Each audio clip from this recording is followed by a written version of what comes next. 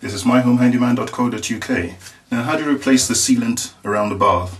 First of all, you need to get rid of the old sealant, as we've explained in previous videos, and then you get a sealant, bathroom sealant. Make sure it's specifically made for the bath. Squeeze it into the gap,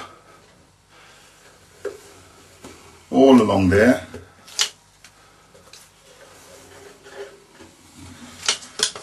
And now the trick is to wet your finger and go over it, creating a nice clean line.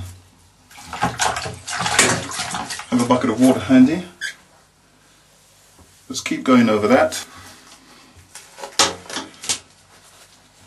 And then leave it for a few minutes. Once dry, go over the top of it.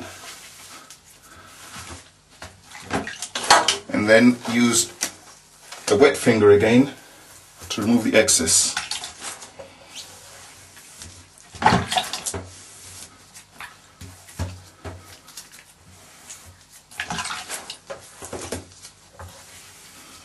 And there we have it, a perfectly sealed bath.